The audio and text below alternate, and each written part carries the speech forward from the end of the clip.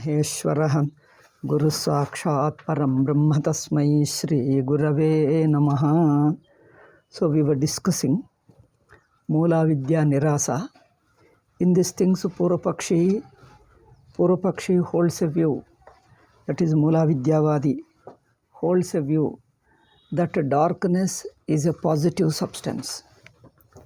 And Siddhanti says darkness is nothing but simple an absence of light. So previous argument is over. Now he goes to the next argument. Next point he discusses is the Virodha. Based upon Virodha, what is the nature of opposition between light and darkness? And based upon that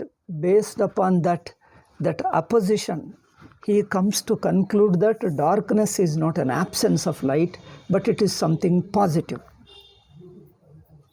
It is something positive. So darkness is not simply absence of light. He assumes everybody's anubhava is when there is no light, you feel in a darkness. And the light comes, light is there, that's all. When light comes, light is there. When there is no light, you feel that there is no light. So this is simple. When there is light, you experience the light.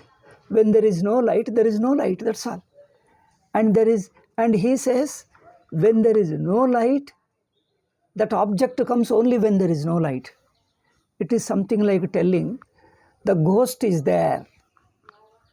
Where is it? Who has seen it? Oh, it comes only when nobody is present. But who has seen it? Nobody can see it. Because when nobody is present, that ghost comes. Generally, children are frightened. In villages, we were told like that. Ghost comes when you are not present.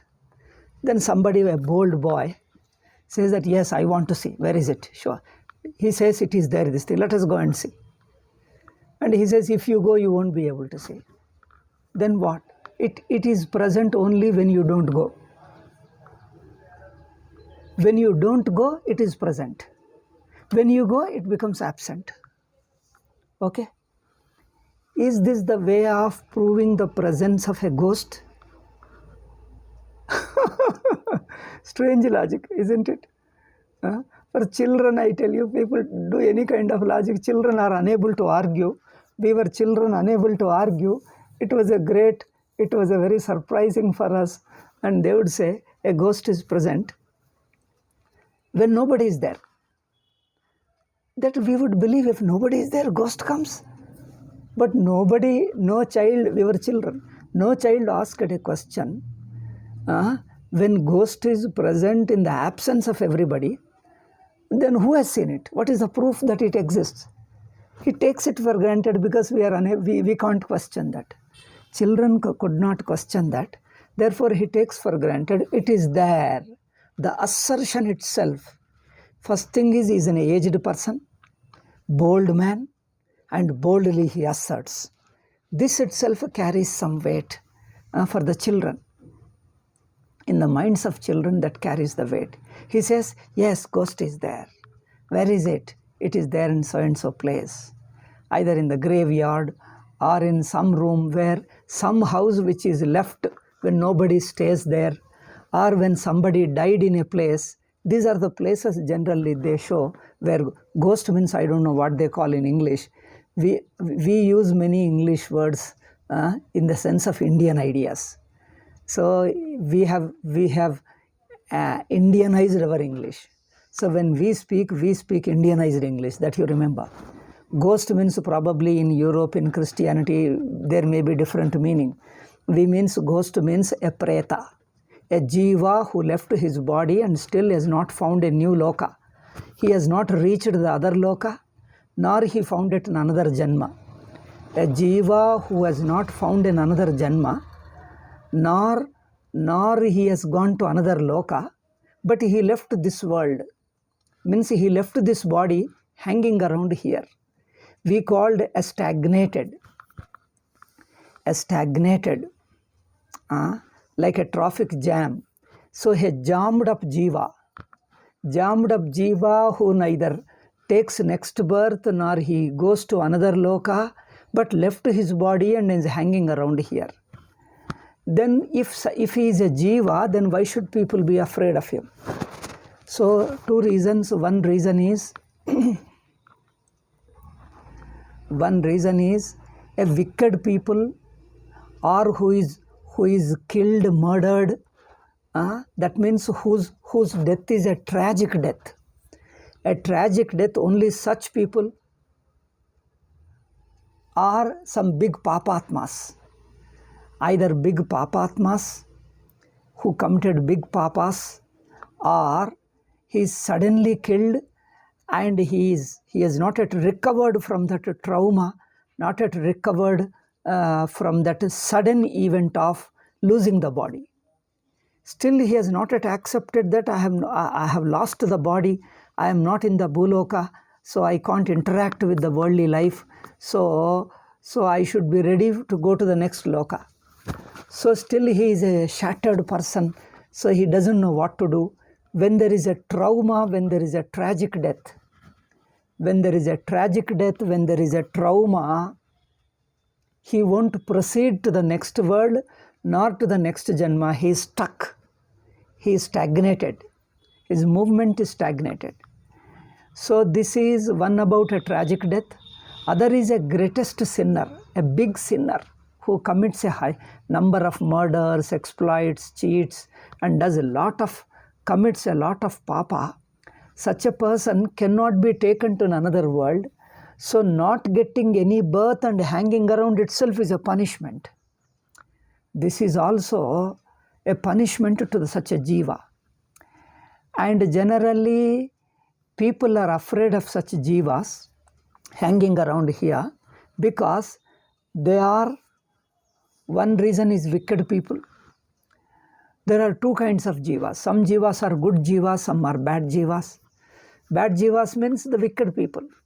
The wicked jivas, they have desires to fulfill. They want to eat, they want to enjoy pleasures and all.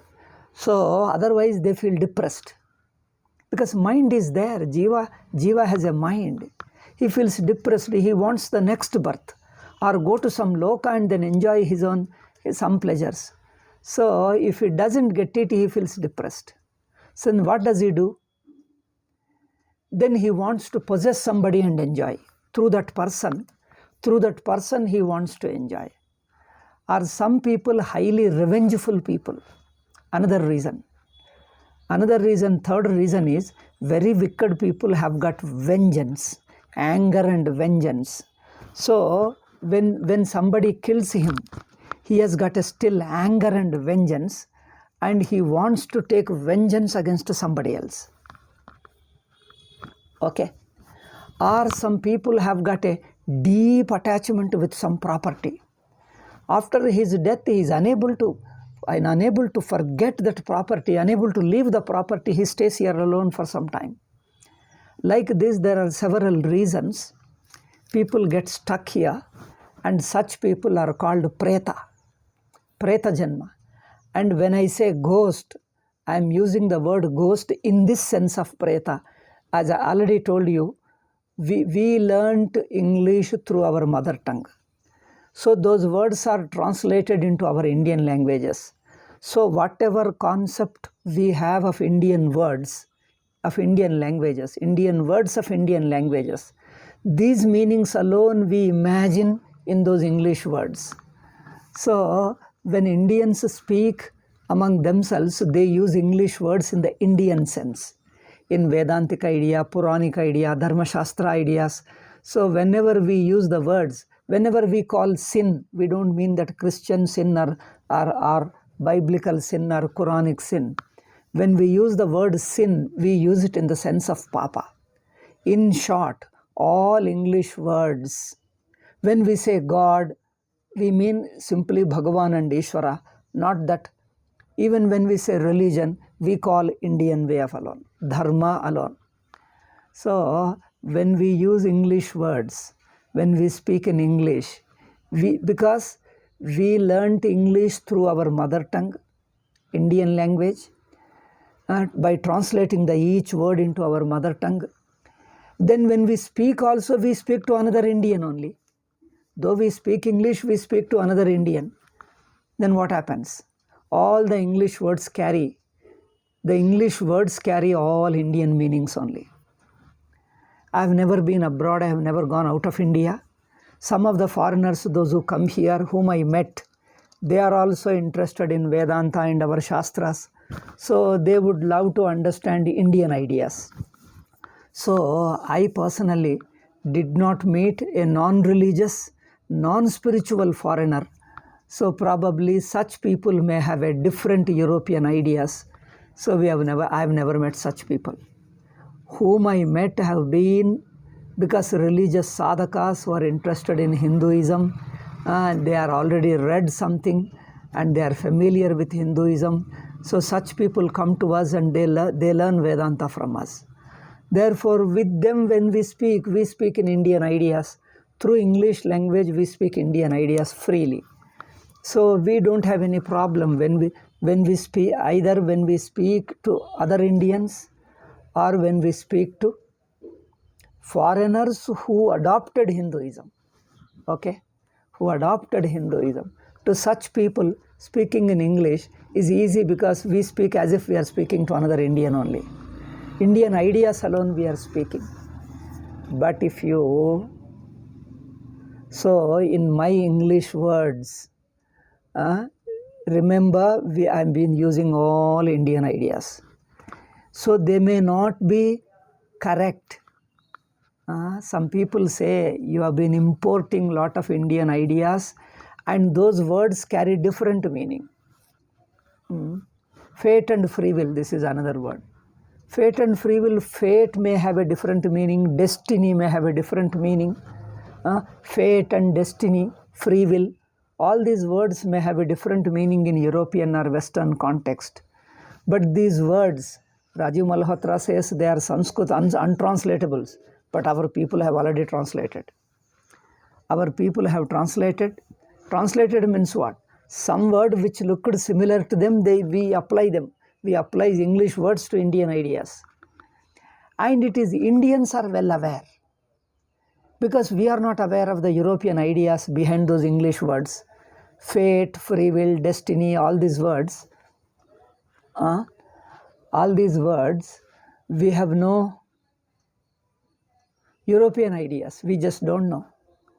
Naturally, when we learn English through Indian language, we import our own ideas upon them. We impose Indian ideas on them. Therefore, English has become an Indian English, spoken by Indians to other Indians. So it is in between us. So the whole language we have Indianized it. Okay. So people like Rajiv Malhotra says there are untranslatables. How can you use like that? That is true, but we have never gone abroad nor we speak to foreigners. Okay. So we live among the Indians and speak to Indians who are religious people who have got Shraddha, faith. Faith word also we use in the sense of Shraddha. Devotion we use in the sense of Indian Bhakti. So we learn the meaning of those words through Indian words. Indian words already carry those ideas, those meanings. Those meanings we automatically put on English words. This is how we use them. Okay, so those who listen to my talk, I'm purely Indian, lived in India, born in India and live among the Indians. I have no touch with European ideas. So what Rajiv Malhotra says, Sanskrit untranslatables. He may be right. He may be right, but even that looks remote for us because unconnected with us. Because we don't come into contact with such people who have got European ideas while speaking in English. The Europeans or Westerners, when they speak English, they have their own ideas. When we use our ideas, they clash us. When we say duty, free will, fate, and etc., they differ that no, it is not like that. God, they criticize God. You see some of them in the Facebook also. Some of the people criticize God. The atheists criticize God. But the God they criticize is a Western idea, European idea of Islam, Christianity and Jewish idea of God. So Indians wonder, why is he criticizing so much? We started defending God. No. The atheist ideas, we try to refute them. I tell them, Indians get confused here. Don't refute, because they are keeping their concept of why God created the world, why all those objections they say. Those objections we don't hear, because God doesn't create independently. God creates according to the karma of jivas. So God doesn't have an independent will to create as he likes. Independent will in the sense whims and fancies. By independent will, we mean whims and fancies. Take it in this sense. As I told you, mine is a purely Indian English. Indian English means all Hindu ideas put into English. Every word, English word I use, I am putting only Hindu ideas alone. Because we just don't know other English. This is the English we use, we read these books, and we live with this English and with this Indians only. So we never come across outsiders. Rajiv Malhotra comes across. So he knows them. And while talking to those people, they criticized Indian ideas. Then he found that no, Indian, that English word though used to convey the Hindu ideas, but the Hindu idea is different, it is not that. Then he understood, why did we use English words? Why did we translate them like that? Our people have translated, and those people start objecting. Why God created like that? They say, why God? We never question that God, because God doesn't create out of his whims and fancies. God doesn't have whims and fancies. God creates anything according to karma. All schools of philosophy, all traditions of religion. There are many schools of religion. Schools in the sense of very branches of religion. Many branches of religion, we call them tradition, one sampradaya. Sampradaya means various sampradayas of religion. For darshana, we call them various darshanas, various schools. So take the various schools and various traditions, various sampradayas within Hinduism. None of them talks of their religion, their philosophy without bringing karma. So karma is commonly accepted. Karma and punarjanma is commonly accepted by all schools and all religious traditions. So God is not attributed his whims and fancies. Why should God create like that? Why should God create like this? So European atheist, when European atheists criticize European God, that is Judo, Christio, Islamic God. When they criticize that their God, because their God creates everything out of his whim. No reason, no rhyme, no responsibility. He just creates because he likes it. It is his freedom. It is his freedom. Freedom means he is free to have whims and fancies. But in our Shastra, that whims and fancies, God having a whims and fancies is rejected, totally rejected by all schools, all religious wings, all religious traditions. God is only like a machine. You depending upon how you use it. You can use it in any way. God is like a machine. He can be used like a fire. Fire can be used for good and bad. Fire burns. Fire simply burns. Whom it should burn, fire doesn't decide. We decide, we take the fire and use it to burn this or that thing. You burn some trash, or you burn a human being. Burning human being is a very, very sinful thing. It's a very, very harmful thing, very bad. But burning a trash is good, because trash has to be burnt so that it becomes clean and nice. So fire gets neither good remark for burning the trash, nor bad remark for burning a person. Because the fire knows only to burn. Whom it is burning, that is not his responsibility. So according to the karma. So we bring in karma, therefore God is freed from whims and fancies. Okay. So just I'm giving you an example. Therefore, Rajiv Malhotra says God cannot be a true translation of our Ishvara or Bhagavan. Ishvara, Bhagavan carries a different meaning. That's an Indian meaning, Hindu meaning. That when you translate into God, then the Europeans or Westerners think their European, Christian or Judaistic concept of God as synonymous to Ishvara. And they start criticizing our Ishvara also. So then seeing this, Rajiv Malhotra told, no, Sanskrit untranslatables. In fact, he wrote a book, Sanskrit untranslatables. Many words cannot be translated. Idea is cannot be translated means Sanskrit words carry different ideas, different meaning. The idea, the depth, the dimension of the idea, depth of idea is different. So if you use the European word carries a different idea, a different dimension. And the words are totally different, Sanskrit word and then European English word. And still we Indians, without knowing it, we just club them, join them, match them. We match the Sanskrit word with the English words and then use them. In fact, among the Indians, because English has come to India now, almost many people know English now.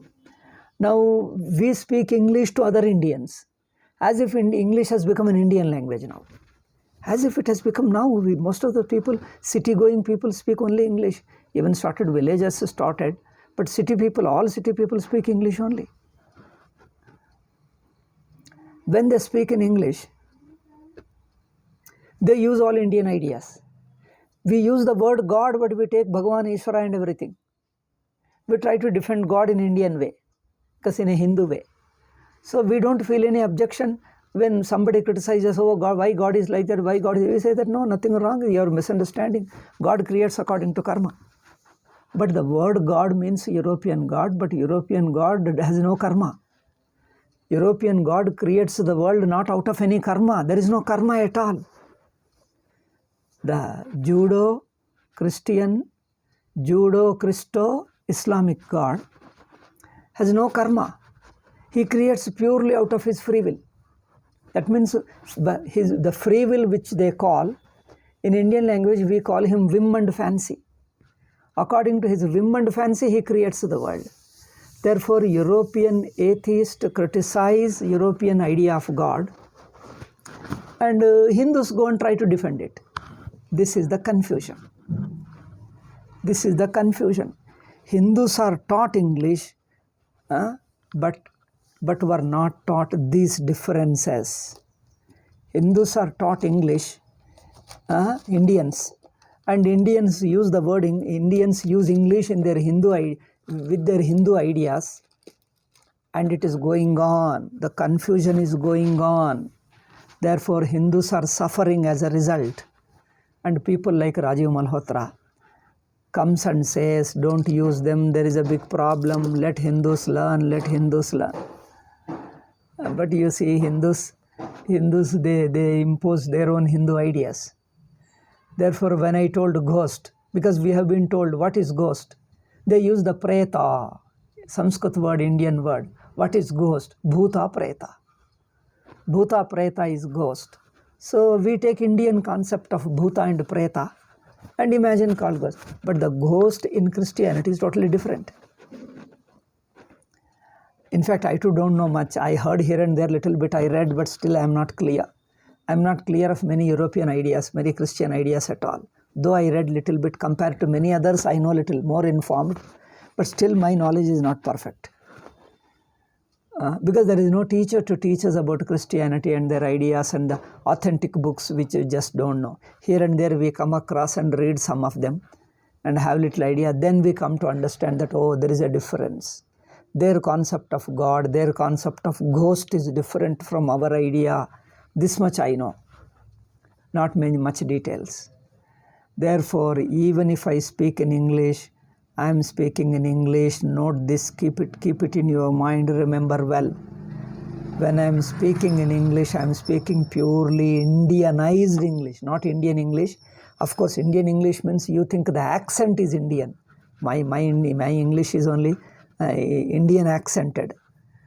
Accent is Indian accent, but not only the Indian accent, the ideas are all borrowed, imposed, adopted from Hindu ideas. So my English is purely Indianized English. So if you keep this in mind, you will not be confused. Okay? Even if I use English words, nowadays I am avoiding using God. I am calling Ishvara, Bhagavan, Ishvara only. I am avoiding using God at all. Many other places, some words I have stopped using them because they carry different meaning. So here when we say ghost, when I said ghost, I mean our Bhuta Preta. What is the Preta? Just now I have explained elaborately. Preta means a jiva who left the body and due to some tragic death. In tragic death, he has not yet recovered. He has not yet come to terms that I have left the body, I am without the body. He is not even accepted. So he takes some time to recover. So neither he took next birth nor he goes to the next world. He gets stuck here. In between gets stagnated. That stagnated jiva is preta or bhuta. Okay? So bhuta, pretas, stagnated people, again there are good people and bad people. Those who meet with a tragic death are good people and bad people. Sudden accident like in a plane crash or some train accident, bus accident, suddenly number of people die. Not that all of them suddenly go away into the next loka. They get stuck here, take some time. Some of the people are highly attached to the land and family, property and relatives. They take a long time because of their moha, they can't give up easily. They take some time. If they accept it, then leave the moha and go away. Otherwise, they take some time. Some people are wicked people, they want to take revenge. So in that jiva condition, they go and harass other jivas. Sometimes they possess them. Sometimes they go and sit in the property in a building, and whoever comes there gives them some trouble. That means they cause some ill health, some kind of thing. So that kind of jivas, wicked jivas, stagnated wicked jivas are called bhuta pretas. Okay? So for this equivalent English word, ghost, we thought we were taught because we learnt through our mother tongue that ghost means bhuta preta. But the ghost itself means in English, European idea is different. They may use in different ideas. So they know better. So when I said ghost, it means bhuta preta. Okay? I got little deviated. But coming to the point, ghost means, though somebody in the villages used to tell in our childhood, there is a ghost. Because children become curious, how do they look like, what do they do, how do they eat, where do they sleep, do they have children, parents and etc. We think that ghost means somebody like human being. And they are human beings only, they are jivas anyway. So those people frighten us. They live in the graveyard or they live in such a place and such a place. They would tell us. Where generally people are buried or burnt, cremated in that area, those ghosts live. And some bold boy would say that I'll go and see. He says, I won't believe it unless I see it. And you know what they reply? If a human being goes there, they won't appear. They will go away. Or they remain disappeared. When nobody is there, they come. Now who will prove this point? Who will disprove this point? Who will disprove this point? If somebody comes when nobody is there, if any other person comes, he will disappear. Then what is the proof that he exists? But we were children, we are unable to question his argument. We believed that, oh, if he comes when nobody is there, he comes when nobody is there. This is the argument. Okay? This is how we thought. He comes when nobody is there. You understood this is a meaningless argument, it is illogical. How do you say it is present? There should be some indication that is present, or somebody must have seen it. If nobody has seen, it is something like, I use it to see in my child. This is an important, I am not wasting time. Important because this has to be applied to our what you call darkness is a positive substance. Mulavidya says darkness is a positive substance. I explain this and I apply this to this darkness. I will give you so this darkness is like a ghost. They present it like that. Another example is, I used to go and see the mirror. When I stand in front of the mirror, I see the reflection. I used to say, if I go away, what does it reflect? Does it remain blank, or does it reflect something? I wanted to see. So when I go away, I can't see. When I come, I see my face only. How to know that in my absence, what does the mirror reflect? When I move away from its front, whom does the mirror reflect? How do I know? In order to see, I would go to the corner of the mirror.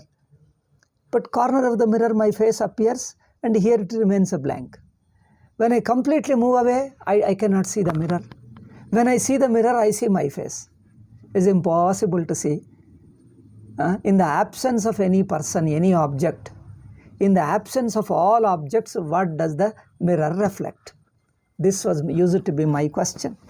In my childhood, I used to have many fanciful questions. This used to be my question. So similarly here, Mulavidya says, darkness is present when there is no light. When there is no light, if it is present, how do you know? Anything can be seen only with light only. Anything can be seen with light. If without light, how do you know? All objects look similar. In the absence of light, every object is same. Somebody told in, there is a proverb in English, all cows are black in darkness. Because in darkness, when there is no light, you can't see the color of the cows. All the cows look similar. All the books look similar color. Because similar color in the sense you can't see any color. Similar color means you can't see because you are unable to see, because any seeing is possible with light only. Without light, no seeing is possible. The very seeing capacity is blocked. But Purvapakshi talks like a ghost language. Just now elaborately explained to you what is a ghost. So that ghost logic, Purvapakshi, that Mulavidya gives. He says, Nanu, he talks now one more point, which I just introduced, because the topic is slightly changing. Opposition. What is the opposition between light and darkness? There he discusses elaborately, gives different alternatives, alternative ideas of what is the nature of opposition between light and darkness. That we'll discuss later. Swamiji himself elaborately discusses. So, between light and darkness, what is the nature of opposition? He says there is a particular nature of opposition. Based upon that nature, we have to necessarily accept that darkness is something positive. This is the point. If you keep this much in point, you will understand the future topic. See, first we are deciding what is the nature of opposition. He says light and simple reason is Siddhanti says light and darkness are opposite to each other is agreed by Purvapakshi and Siddhanti. Light and darkness are opposite to each other. But what is the nature of opposition is one point. And what does that opposition prove?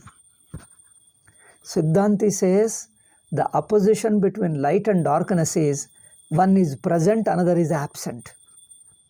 Light is present, darkness is the absence of the very light. Book is present and book is absent. That is opposition. Simple opposition, this Siddhanti says.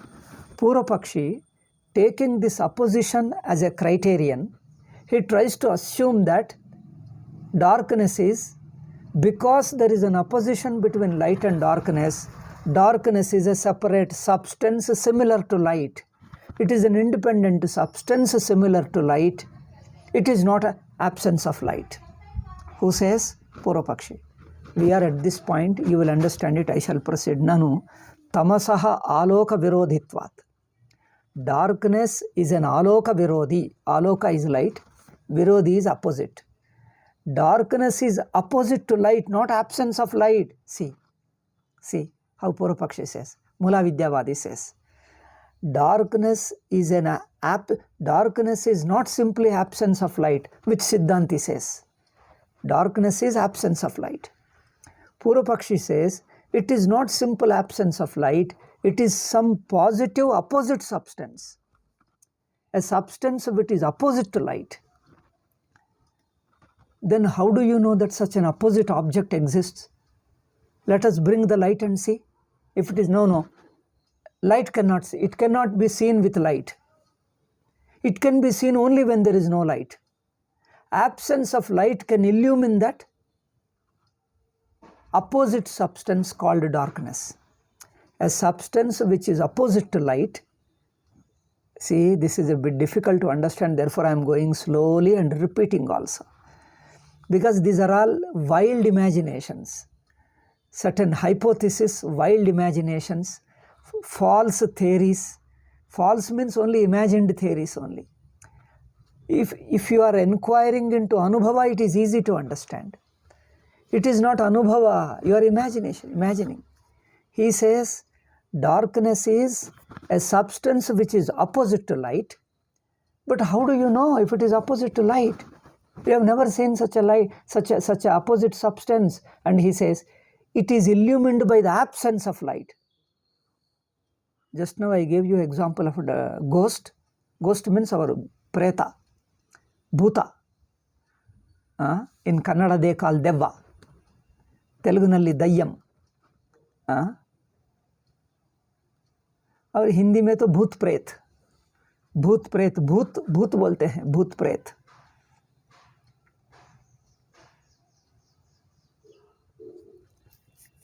So that is present, that is illumined by the absence of light. Have you ever heard absence of light illumining? Light illumining you have seen in your life, but absence of light illumining in another substance. There are two substances. One substance is illumined by light, or light itself is a substance, but there is another positive substance. Positive means another existing substance, positive entity, which is illumined by the absence of light. Oh, light also illumines, absence of light also illumines. What is it? This is what Purvapakshi says. Light illumines, absence of light also illumines. So, Nanu tamasaha aloka virodhitvat. Purvapakshi says, darkness is an opposite substance opposite to light, and it is abhava vyanjaniyatvam. It is illumined by the absence of light. Therefore, when I say it is a darkness is a positive substance, you question that let us see with light. No, you can't see with light. Then you can see only when there is no light. No light alone, absence of light illumines it. Ato yujyate idam yat prakasha samanyasya abhave eva bhava rupatamo drishyate. Therefore, Purvapakshi concludes, what I say is acceptable, must be accepted. It is yujyate. Yujyate means it suits. It is reasonable to say. Yujyate means it is reasonable. Reasonably we can accept it, that it is a positive substance. It is not simply absence of light. Positive means it is an alternative substance. It is an alternative substance opposite to light. Okay? Darkness is an alternative substance opposite to light. It is not simply absence of light. Yet prakasha samanya abhave. Not only it is an alternative, but one important feature of that darkness, that substance called darkness is, it is illumined by the absence of light. Aha, what an argument. Where is Purvapakshi going? It is a positive substance illumined by the absence of light. Siddhanti replies, this is atitucham. This is nonsense. Swamiji uses the Sanskrit word atitucham. Atitucham means this is nothing but nonsense. In English, if you translate, it is nothing but nonsense. You are talking nonsense. Tadidam atitucham. In reply, tadidam atitucham. Why? Abhavasya savisheshe pramanabhavat. Absence of light is absence of light. Darkness is an absence of light. And you say absence of light illumining the absence of light. Absence of light is a condition, is a padartha that is illumining the darkness, which is darkness. That is illumining the. He says light cannot illumine the darkness. Purvapakshi told absence of light can illumine the darkness, can bring out the darkness. Siddhanti says first darkness itself is an absence of light. And the absence of light illumine the absence of light. What does it mean? Are there two absences? Absence means Kali. Kaliyalli, how many Kalis you can say? Kali means blank. How many blanks are there? All blank is one. You cannot have many blanks, each one of different variety. Are there variety of blanks? What does it mean? Blank means Kali. Nothing. So, abhavasya savisheshatve pramana abhavat. All abhava is one. You cannot have many abhavas and each abhava being different from other. Pramana abhavat. For what? Savisheshatva. Savishesha means something special.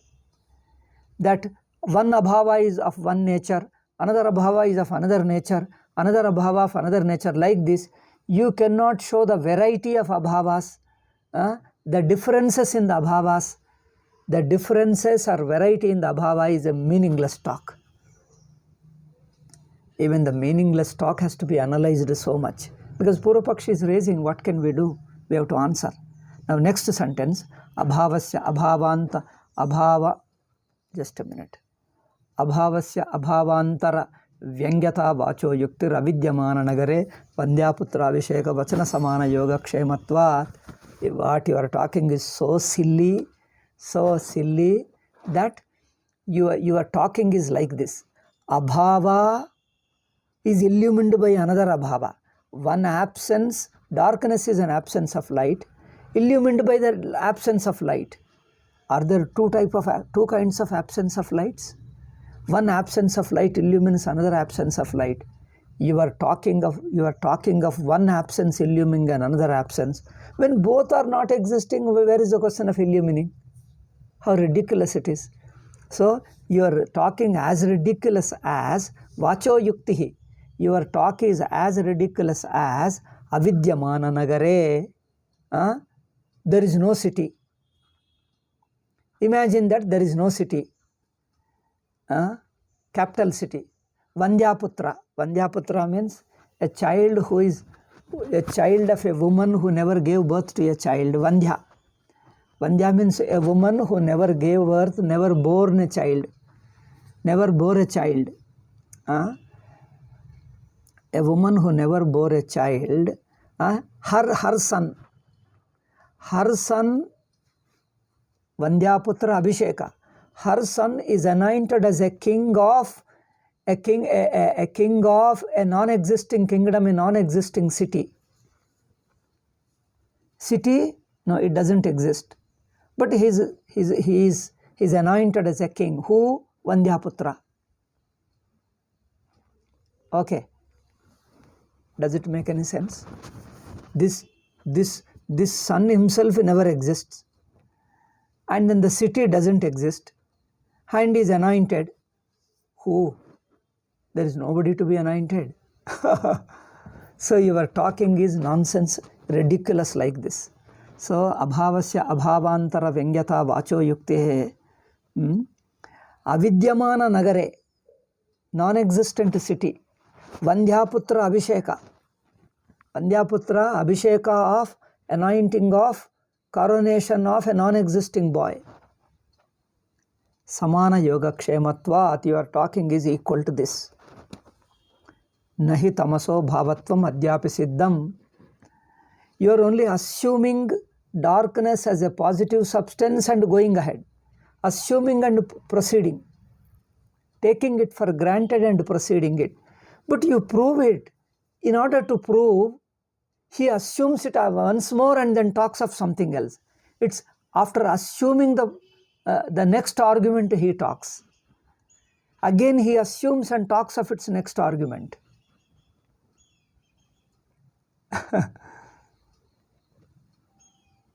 It is something like talking of ghost. Who has seen it? Don't ask that. But the ghost has come here. Somebody told me has come here. In childhood, it happened like this. They would ask us, hey, somebody told the ghost, it seems the ghost has come to our here in the temple, in that area. Not temple, by the side of the temple, there is an old building, dilapidated, nobody lives there. They say the ghost has come to this thing. I told, who has seen it? Who has seen it means somebody has seen it. You ask him, he says, no, he also has not seen it. But nobody has seen it. How do you say? You pass a news. You spread the news as if saying that ghost has come. But who has seen it? Nobody. There is no person who has not. There is no person who has seen it. Yet you spread that ghost has come. This is the way. Similarly, you talk of Bhavarupam, Bhavarupam. Who has seen it? He says, when nobody is there, it will be visible. When there is no light, it will be visible. When there is no light, how can it be visible? Tell me. When there is no light, darkness is visible. When there is no light, you mean darkness is a substance to be visible? When there is no light, the very vision is stopped. The seeing is blocked. The very vision is blocked, not that the vision is suspended, not that you will see an object without light. Can you see an object without light? He says, abhavasya vyanjakatvam va. Nobody, you have not proven the darkness as an absence. Sorry, bhavatvam. You have not proven darkness as a positive substance, nor abhavasya vyanjakatvam, nor that an absence of something can illumine something. Does it make any sense that its absence can illumine? Its absence can illumine. Presence can illumine. Can absence illumine? Absence means it is not there. It is something like an absent person is giving you. A person who doesn't exist gives you, like an alien comes and does something. These are all like modern fiction, films and other stories. They say, something is here. How? Who did it? Some alien came and did it. Who is the alien? Nobody has seen. There is no proof. These are all rumors. Alien means who is an alien? There is no alien. Nobody has seen it. Keep on assuming, repeating. Everybody starts assuming, but there is nobody. There is no alien and nobody has seen. Even I have been told the stories. Some NRI lived in England, and he came to India once, and I asked him again and again. I asked him. He keeps on telling so many big stories. Ultimately, I told, what you are talking is all nonsense. I told. He was shocked. Because you are only talking, assuming one assumption, defending with another assumption. There is nothing. Therefore, abhavasya vyanjakatvam va. An absence of light illumining, does it make any sense to you? It is ridiculous. Okay. Next, kaschayam tama alokayor virodaha. Now tell me, you are assuming that there is an opposite. The darkness is not an absence of light, but opposite to light. Now tell me, what is the nature of that opposition? Next point. I think we have already discussed 1 hour. 49 minutes, I think is enough. I am tired. So, what is the nature of opposition? Okay. So, he gives a different alternatives. Which opposition you tell us? Ultimately, each argument of Siddhanti dismisses. Ultimately, is unable to tell which opposition. which nature, which kind of oppositions. There are many kinds of oppositions. So which kind of opposition do you find between light and darkness? We say it is simply light is light and darkness is absence of light. That's all. That is opposition. It exists and it doesn't exist. Non-existence is opposite to it. This is a straight Siddhanti's answer. But Purvapakshi says darkness is other than absence of light. It is something positive. First thing is, you have not yet proven how positive it is, where it is, how it is. But yet he talks of opposition. Okay, let us discuss a little bit about opposition now. Assuming that it is there, let us discuss of the nature of opposition, the kind of opposition. After dismissing the kind of opposition, again you come to that the very substance of darkness cannot be established.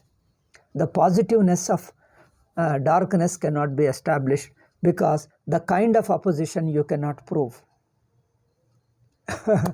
Okay, there are different kinds of oppositions. We'll see in the next class. The last third sentence, no, fourth sentence, 1, 2, 3, 4, 5. Fifth line from below, 23rd page. I think everybody is using the same book. Yeah, same book. 23rd page.